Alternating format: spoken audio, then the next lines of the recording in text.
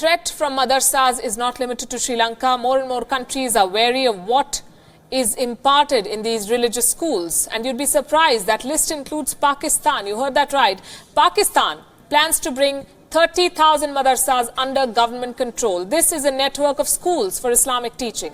The government wants to run it. Their justification is this. It's an attempt to mainstream madrasas. Not everyone's buying the line though. You see, modernizing madrasa education has been a thorny issue in Pakistan. It's a deeply conservative Muslim nation.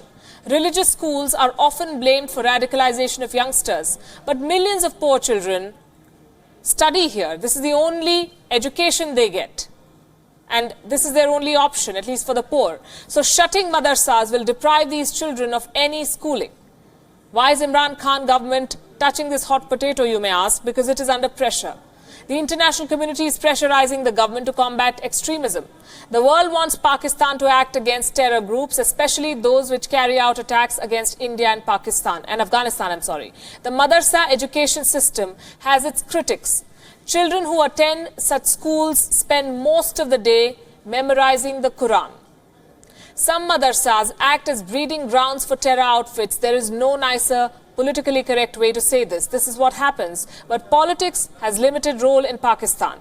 The military runs this country and the military supports madrasas. The military spokesperson, Major General Asif Ghafoor, has said, he said this last month in fact, that an Islamic education will continue to be provided in madrasas in Pakistan. He said the only change would be that there will be no hate speech. This is coming from the Pakistan Army, and that these religious schools will come under the purview of the federal government.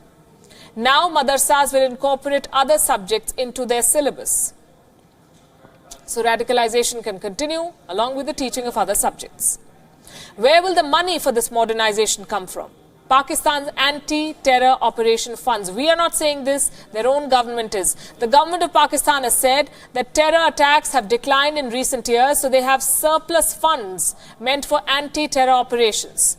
The government wants to spend this money on madrasas. The Pakistani government has announced that it has already taken control of 182 madrasas. It hopes to pass a suitable law in the next few weeks. Then they will design a syllabus, they will appoint teachers, they will allocate money. This is their plan.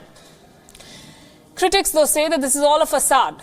This ambitious plan to rein in madrasas, to modernize madrasas, is just a way to show the world that the government is acting against extremism. For India, though, which has been at the receiving end of Pakistan-based terror groups, the proof of the pudding will be in the eating.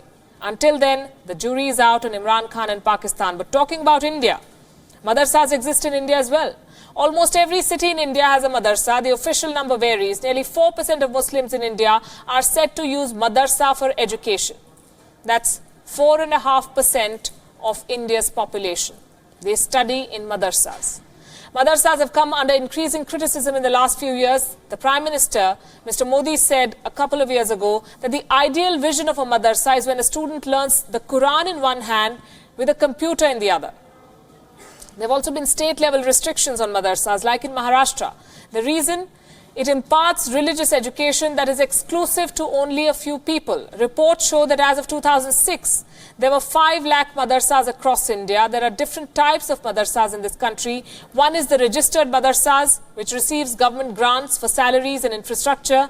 And 2, community-based madrasas, though there are questions over the funding of these groups, the community-based ones.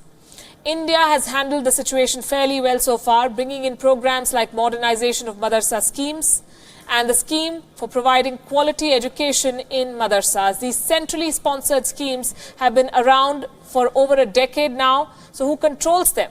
A bulk of them are controlled by the Muslim community through donation, but the role of the government is on the rise. And so madrasas are mainstreamed in India, reducing the threats that many speak about.